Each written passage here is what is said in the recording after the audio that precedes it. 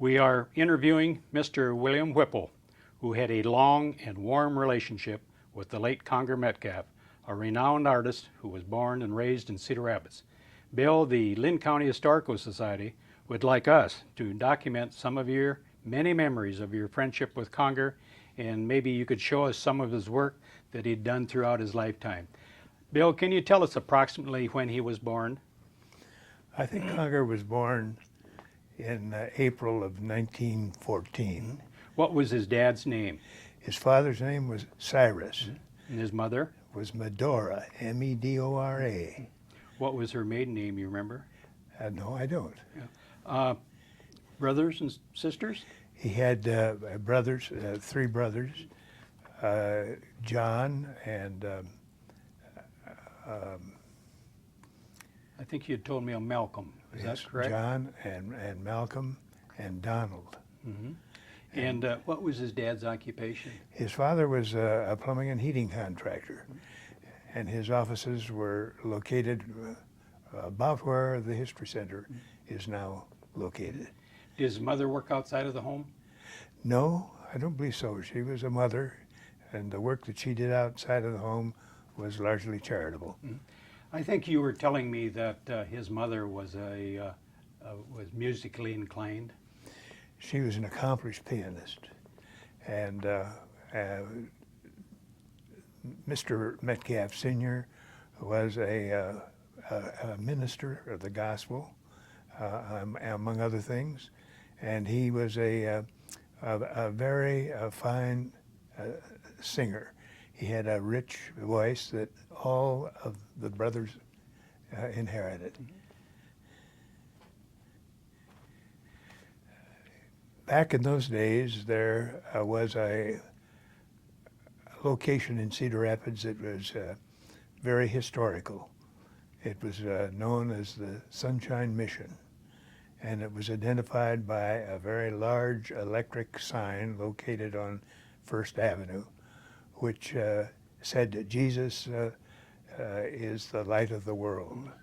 What was the purpose of this Sunshine Mission? What was their mission in life? Their mission was to give aid and help to people who were disadvantaged, who had some difficulty, and largely were itinerants. And the location was well known from San Francisco to the New York Bowery. What part did his Conger's dad play in the? Well, Conger's father had two roles. The first of which was he usually gave the sermon in the evening, and then of course he joined his sons in singing gospel and Mrs. Metcalf played the piano. And it was real good entertainment, and the people that were there enjoyed it very much. And would the boys be involved? The boys were very much involved. They all had good voices, and they sang in a quartet as part of the program. Did you ever have the opportunity to attend or just to stop by? No, I just... These are some tales from Conger that he told These you are about. tales from Conger. Where did the Metcalf family live? They lived just about at the same location that the History Center is now located. Mm-hmm. And I think they operated their business kind of out of their home, as I recall. Where did you first meet Conger? Well, Conger and I were classmates in Old Washington High School. And Old Washington High School was where? It was located on Green Square, which is directly opposite the Art Museum. And it was located on 4th Street across from the railroad station. There were 4 tracks running through the city at that time. And it was a very noisy place because train after train after train would go through there during our periods of recital. And they were all steam engines in those days and made a lot of noise. And a lot of soot. A lot of soot and a lot of smoke. Tell us, What type of a person Conger was in your own mind as you remember him? Conger was a multifaceted individual. He was an Irish storyteller. He could take an ordinary situation and embellish it into a story that would have everybody laughing and enjoying it. I don't know many raconteurs that were any better than he. Needless to say, he was a well-liked He was person. very well liked, and he was particularly well liked in high school. At that time, he was very slender. He had dark, curly hair. He was an easy conversationalist. He had all of the social graces that the girls liked, and he probably was the most popular student with the girls in in the whole high school. Was he active in sports? No, How no. about, did he get into drama or anything like that? He was in drama, but I don't think, I think it was more of a sideline. It was not central to him. Did you graduate together? We graduated together in What year was that? January of 1932, in the middle of the year. And I immediately went to Coe because my father didn't know what to do with me. But they held Conger back, and Conger entered in September of that same year. Did Conger ever express to you later on what his ambition was when he got out of high school? Well, it was altogether apparent from the things that he did in high school what he wanted to do. He was in the Glee Club. He was a illustrator of the Cedar, which was the annual that we had in those days, and he actually wrote songs. I think, if I remember right, one Cedar, maybe the year in which we were graduating, where he wrote 2 songs that were original songs. And so it was altogether apparent that at that time of his life, he was going to seek out a musical experience. And who would have been his tutor at that time? I don't know, but I know this, that when he came to Coe, he immediately got Grace Swab as his teacher, and she was a very talented musician. She had been trained in the East and was an unusual person for service in a college of Coe's size. Would you say that he could play well? Oh yes, Conger could play very well. He was he could play anything. He could play jazz. He could play any kind of music, and but he did have a problem, and the problem surfaced later. It was discovered that when he got before large crowds, his fingers actually froze, and he just couldn't manage it somehow. Moreover, he could not sight read, and he had to depend entirely on his memory. So with those difficulties, Grace Swab suggested that he might find another course in life, which was beginning to blossom at that time because he was getting a reputation as a draftsman. So what did he do, switch majors then? He switched majors, and that was a decision that I don't think either one of them realized how important it would be that that decision was made. So who was, he decided to go follow the art field. Who was there available to teach art at that time? He was a student of Marvin Cohn's, and Marvin Cohn taught him largely drawing, which was Conger's strong virtue. He was an expert draftsman. He told me, however, that even though Marvin Cohn gave him a lot of instruction, that he didn't learn a whole lot from him because of their different styles. And he also told me that he differed from Marvin Cohn and Grant Wood in that he never saw anything in the state of Iowa that he cared to paint. And of course, those two painters were largely recorders of the Iowa scene. Did he have any associations with Grant Wood?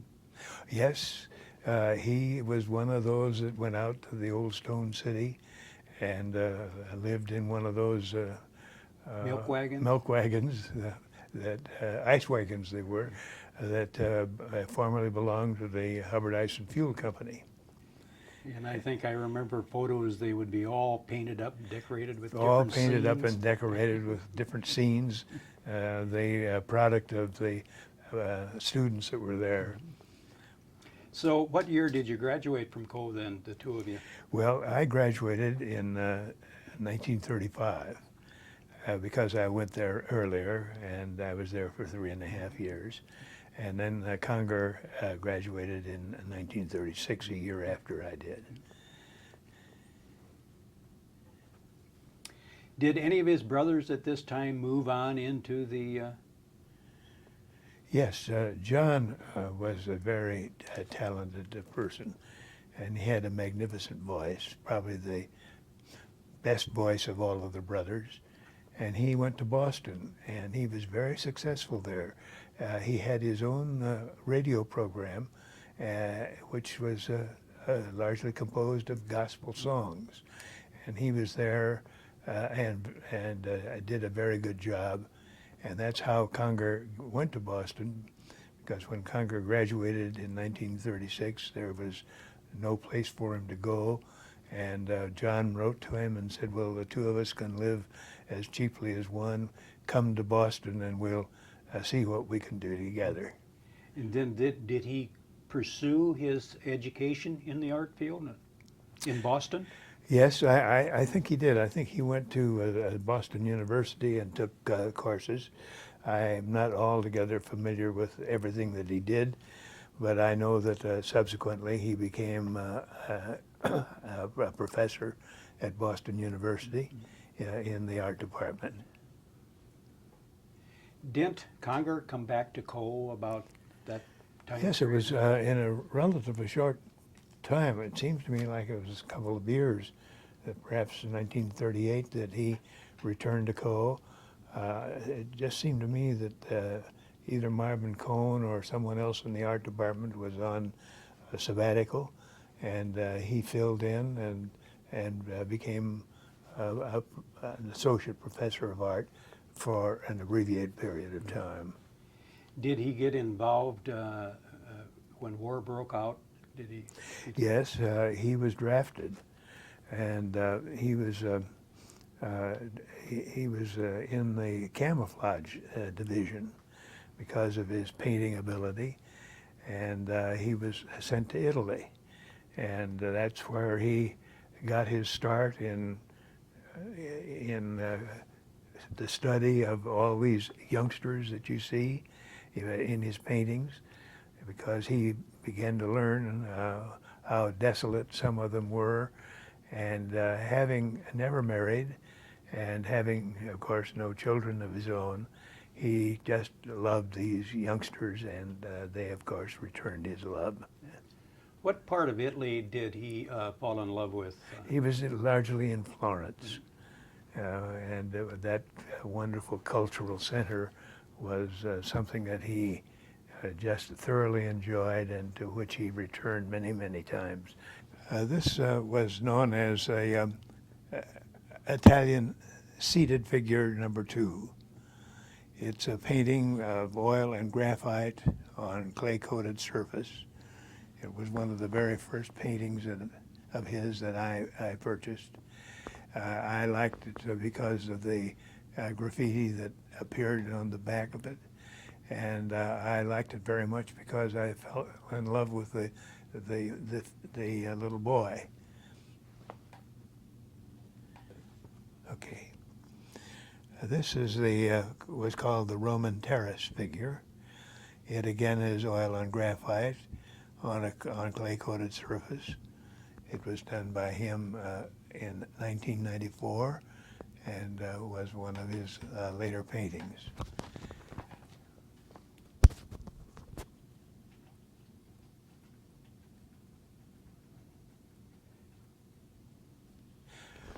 This fan dance. It's oil and graphite on clay-coated surface. It was done, I believe, somewhere around the time, maybe perhaps 1978.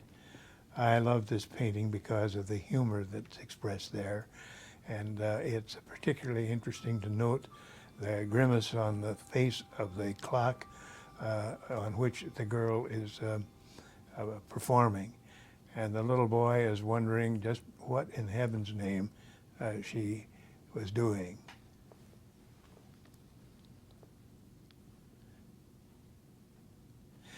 This painting is called The Little Draftsman. It's an oil and pastel. It was one of the later paintings that he did in 1994. I particularly like this painting because I thought he did an excellent job on the child's form, and I also liked it because the youngster was sinister. Now, by that I mean he was left-handed, and I'm left-handed, and so there was something between us that was binding. Bill, I noticed each picture has a very exquisite frame. Would this have been something an artist would have chosen, or did Conger choose to select his own frames for his paintings? Conger was very, very careful about the selection of frames. He shopped for them very much, and he was the one, he always purchased his own frames. And he made the statement, I don't know how true it is or whether it was a statement of his humorous exaggeration, but he said, I always paint to the frame. Where did he find these frames? Usually in Florence. He apparently had some contacts there, and he was able to procure these beautiful old frames, which he brought back to the United States and used them as he painted. We're talking about hundreds and hundreds of paintings. He must have made numerous trips to back to Florence. He did. I can't tell you how many, but it runs in my mind that he returned to Florence at least 7 or 8 times after the war. Would he paint in Florence while he was there? No, I don't think so. I think he did most of his work in his own studio. With his family background, the days of the old Sunshine Mission, it should come as no particular surprise that religion was central to Conger, as was his art. Many years ago, the art historian Ruth Sid was describing Conger's Beacon Hill home and studio, and she wrote, it's intricate, theatrical, and a magical recording of the warmth and richness of his lifestyle. Conger's observation was that God is in charge here. This strong belief found particular expression in this painting, which is entitled Psalms 139:14. I will praise thee, for I am wonderfully and fearfully made. Marvelous are thy works, and that my soul knoweth right well. This painting has a real message. It depicts the head and the exposed brain of Andreas Vesalius, who was professor of anatomy at Padua University in 1550 and one of the world's first authorities of the intricate construction of the human body. Surrounding the head are the complex interiors of plants and flowers, all in dramatic illustration of God's master plan. It certainly, to me, is fascinating that this 20th century master draftsman found inspiration in the discovery of a 16th century anatomical scholar to conceive a powerful artistic expression of the wonder and the glory of creation. This is a very interesting painting and one of my favorites. It is an example of his earlier paintings when he didn't use color. And this is a monochromatic painting, all of the same green color and cast.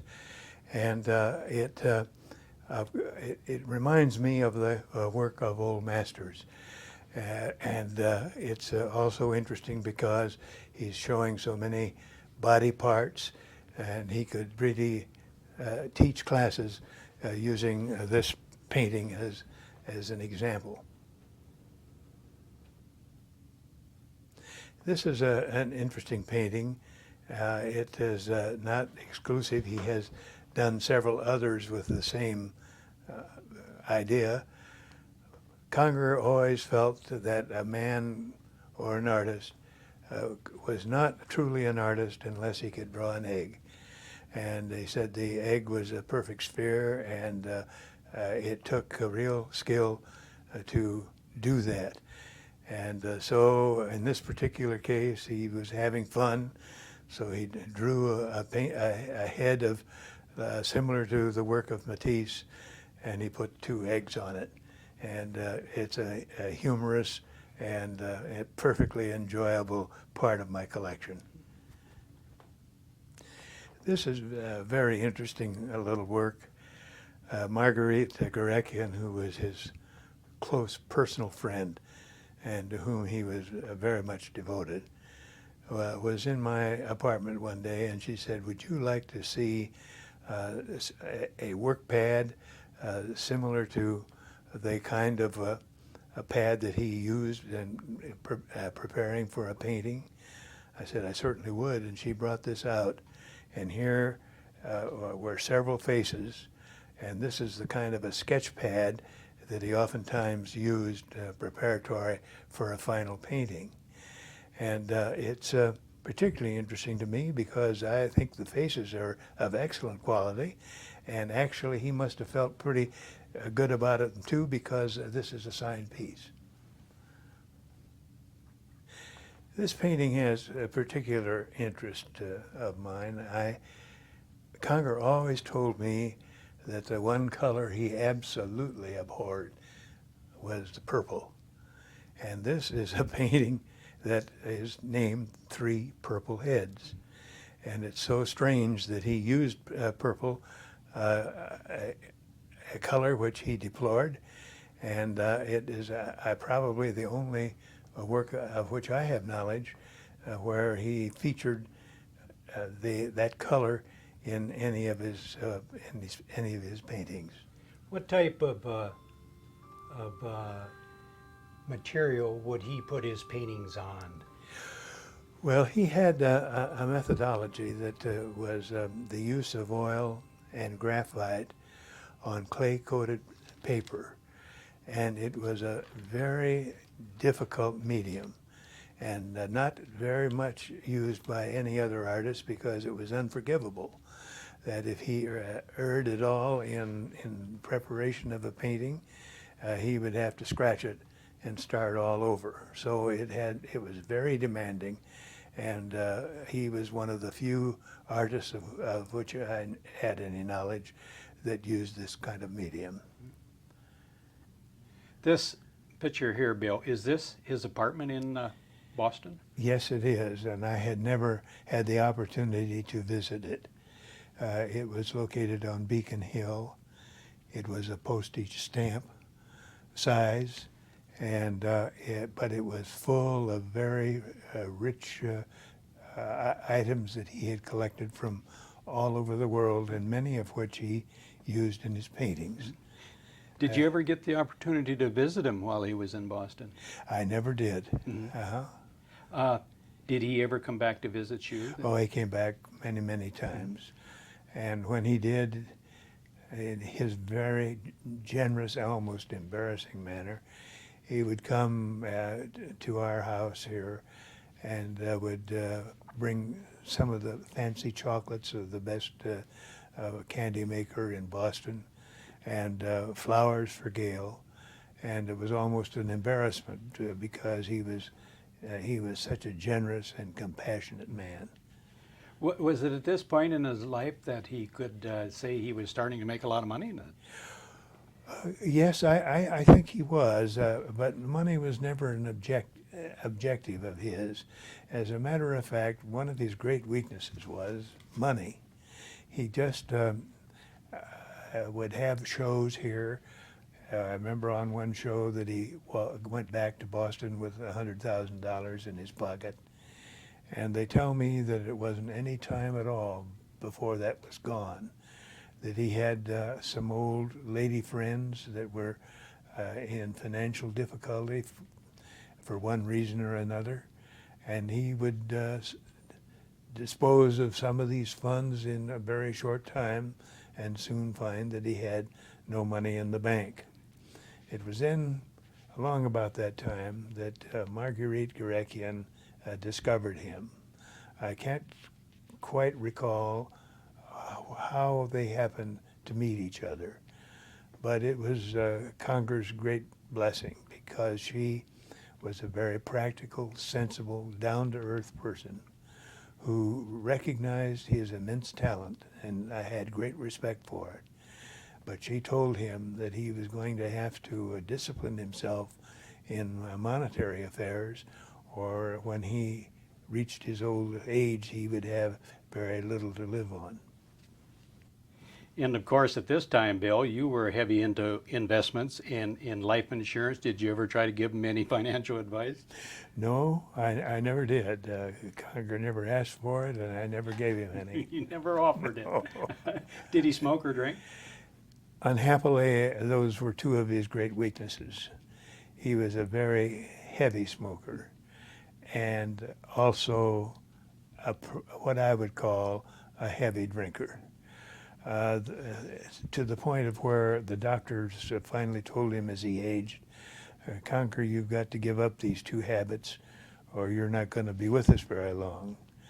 Well, with the help of Marguerite, he was able to quit drinking, which was a major problem, but he never quit smoking, and insofar as I know, he smoked until the last day of his life. Did he have any major showings in Boston of his work? Oh yes, I remember one very well. I wasn't there, but we participated in it, in that we loaned several of our paintings for that show. It was a very fine show, and I've forgotten just the locus of it. But it was in a location where you had to be a very prestigious and accomplished artist to be able to show at that place. Did he have any showings in Cedar Rapids? Oh yes, many. His showings here were largely for sale.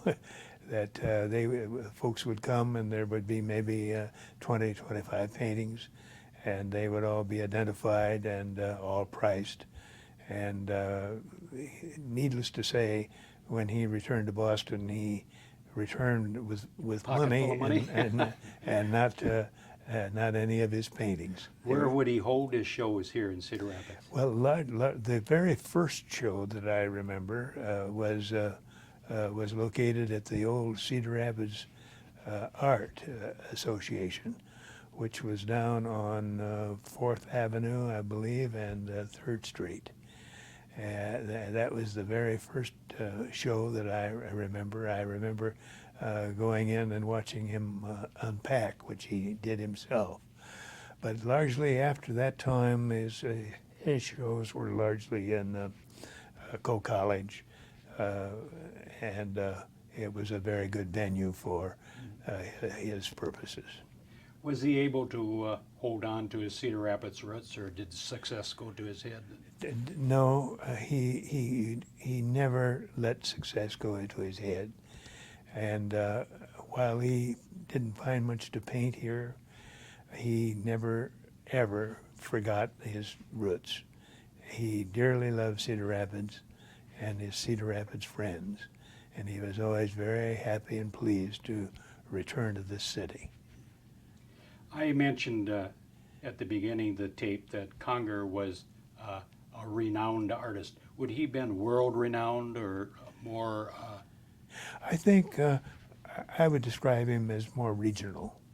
His popularity, as I analyze it, at that time was largely in the Boston, New York area, and in the Cedar Rapids area, where he was very well known.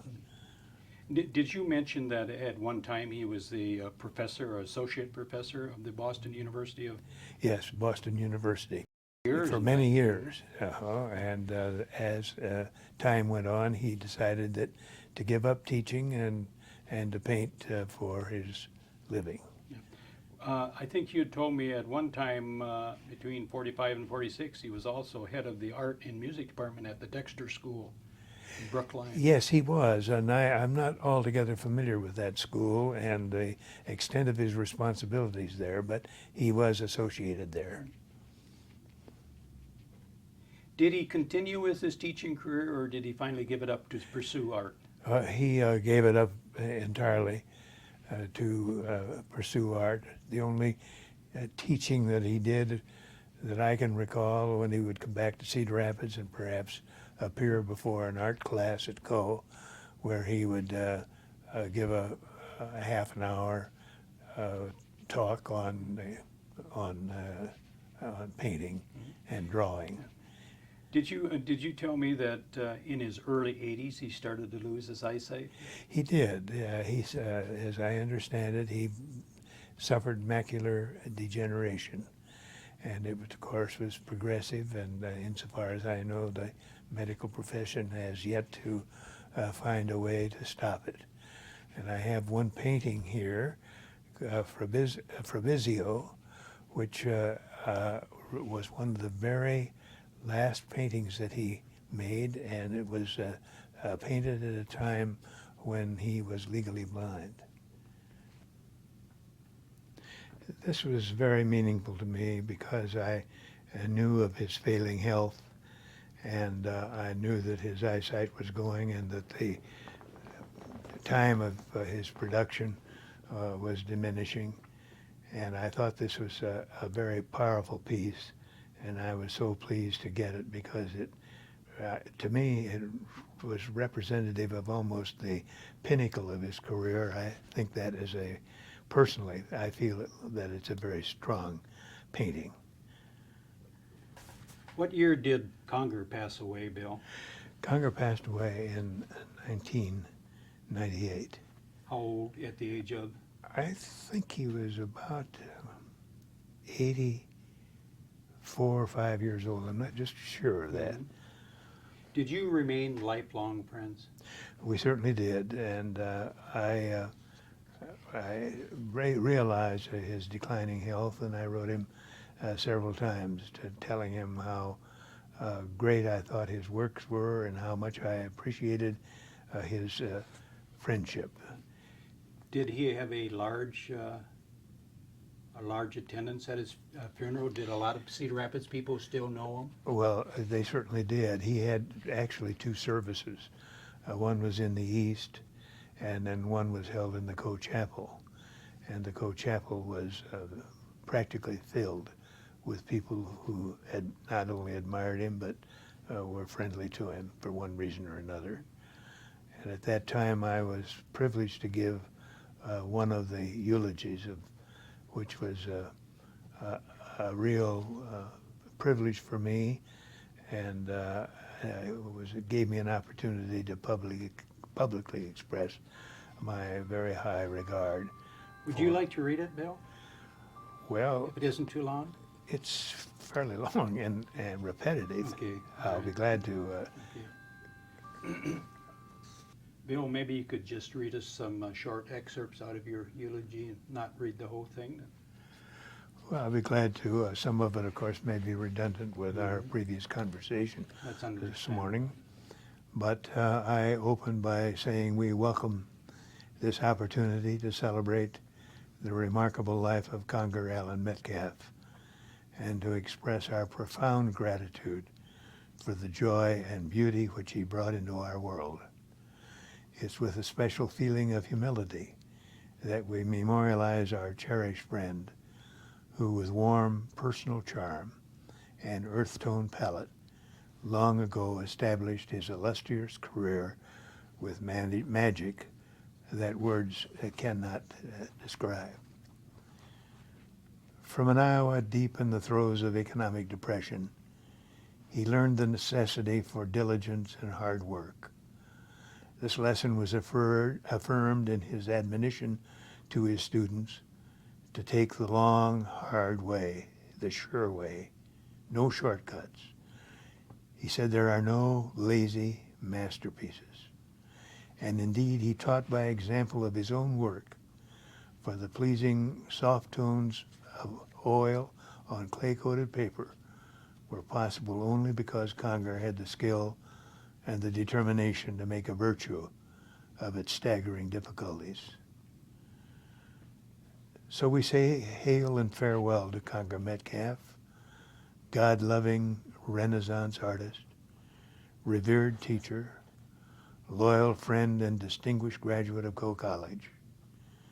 We hail the fulfillment of his life's mission to bring new dimension of grace and elegance into our view. We rejoice that the work of his heart, his hand and mind is given precious permanence of a light that cannot be extinguished.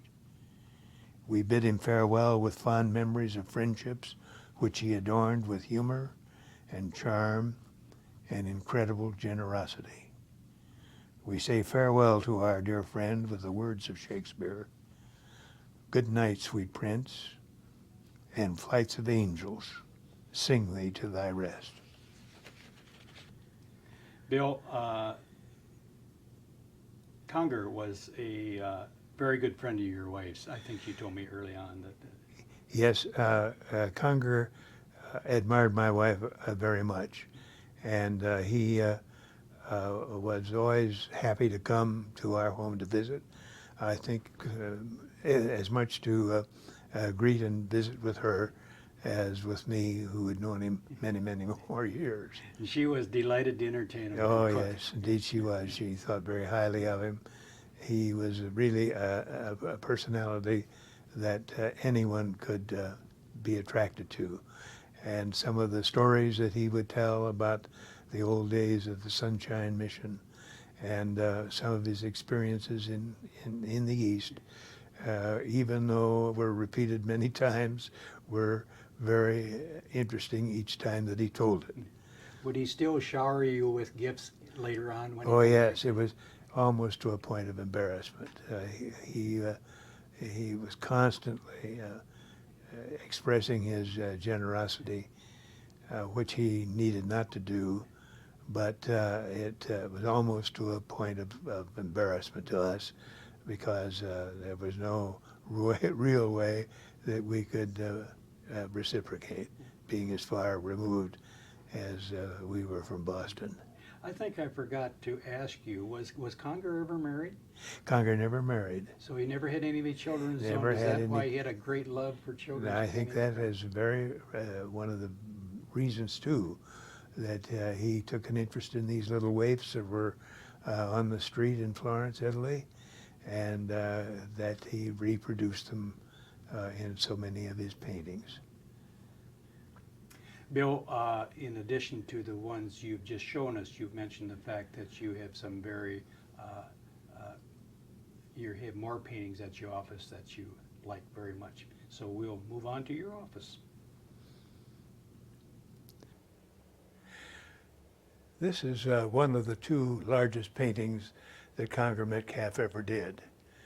We're in the boardroom of the Hall Perrine Foundation in the U.S. Bank building.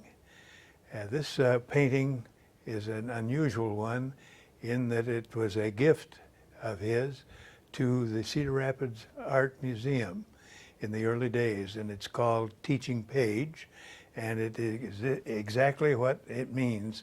There are all kinds of faces and figures and body parts and everything else that could be used to illustrate a lecture on painting. This painting was given to the Art Museum in memory of Marvin Cohen.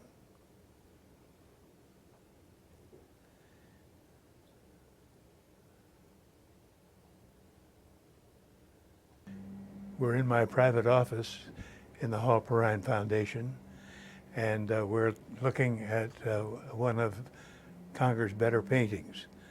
When Ruth Sid, who was an art historian, wrote an extensive article on the works and life of Conger Metcalf, this painting was used as an illustration of his art.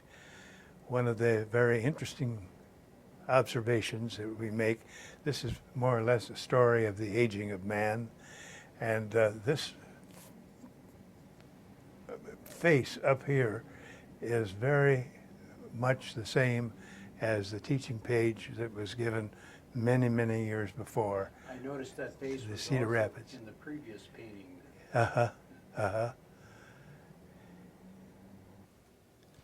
Bill, before we leave your office here, I think it's only appropriate that we recognize the founders of the Hall Perrine Foundation. Would you like to tell us who we're looking at here and a little story about them? These are the original incorporators of the Hall Perrine Foundation that started in 1953.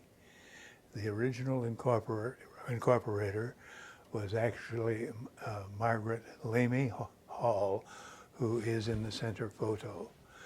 She was the mother of Irene Perrine and Howard Hall. And to the right we have Howard Hall and Margaret Douglas Hall. And to the left we have Irene Perrine and her husband Beale Perrine. They are the original incorporators of the Hall Perrine Foundation, and it is their contributions to this organization that has made it all possible. And made a lot of other things in the Cedar Rapids area possible. Oh yes, there's no question about that. As a matter of fact, it may be interesting to note, this is an aside and not relevant to what our discussions, but these people gave us $71 million in gifts, and we have made $80 million in gifts and grants to organizations in Linn County. And we have a net worth somewhere in the general neighborhood, depending on the current market prices, of $110 million, which is a real success story. Bill, we're on the co-campus, but tell us where we are within the library. We're at the co-library and art museum combined. What particular wing are we in right now? We are in what they call the Pashkin Gallery. And we're looking at a painting here that is one of my favorites. It's called Ancient Wall. And it's a very strong painting and with a lot of excellent graffiti. It was the gift of John Randall. John Randall practiced law here in Cedar Rapids for many years and was at one time the president of the, I believe, the American Bar Association. And this is a very handsome painting. What is the title of that, Bill? This is Ancient Wall, and it was done in 1976. We are still in the Pashkin Gallery of the library at Coe College, and we're looking at a painting which was the gift of mine and my wife to the college some years ago. It's called Summer Concert, and it was done in 1980. And it's illustrative of the fact that he had a good many things in his apartment, and this painting probably shows more of them than any that he ever did. It's one of my favorite paintings, but it was not a favorite painting of my wife's, and she urged me to give it away as quickly as possible.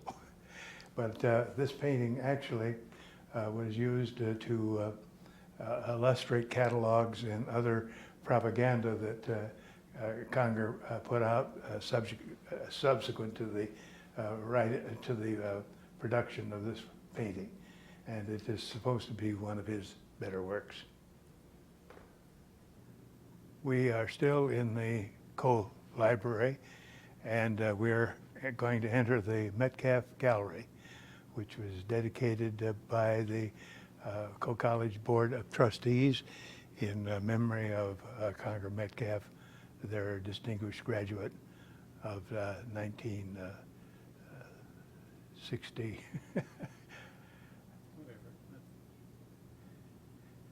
I better correct that. Can we correct it? Correct it. A distinguished graduate of 1936.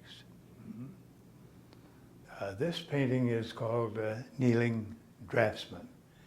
It was a gift by Frances Schwab, who was the sister of Grace Schwab. Schwab, you'll remember from our previous conversation, was the mentor of Conger Metcalf. And Frances and Grace each collected a considerable definitive collection of his paintings. This is a beautiful painting, a beautiful face, beautiful form, and it's got to be, in my judgment, one of the outstanding paintings owned by the college.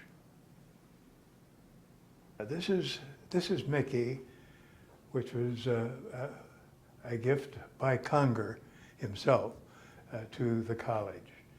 And it's one of the many gracious paintings of youngsters. And this one, of course, obviously is engaged in reading.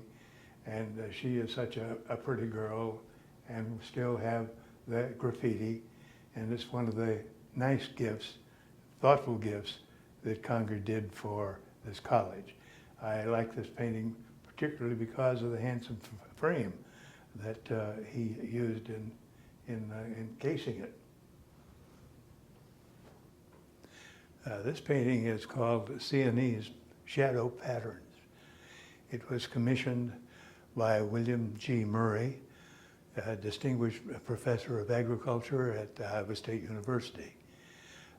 Dr. Murray was for many, many years on the Board of Trustees of the college, and for 3 years was chairman of that board. This painting was the largest that Conger ever painted. And he told me at the conclusion of this gift that it was the last large painting that he ever would make. And Dr. Murray was, as you may recall, not only had a very distinguished family here in Cedar Rapids, all of whom were associated in one form or another with Cole College, but he was the person that really was the creator of the Living History Farms. Conger was very good at portraying or depicting human anatomy, wasn't he? Yeah, that was his strong point. Yeah, he that's why I think he was attracted to the artist or the professor of anatomy at Padua University. You were telling us earlier, you were talking about the legs, shape of the legs, how real they looked in this painting. Yes, it just seems to me that he had a knack for depicting the human body. Mm-hmm. It was the first place, drawing was his strong point, and secondly, he had a remarkable facility for the observation of how all of us are put together. Bill, I realize that we've only talked about and we've only shown a few of Conger's works. However, due to time constraints, we will close now. The Linn County Historical Society would like to thank you very much for sharing your memories of Conger Metcalf with you, your lifelong friend. Thank you very much.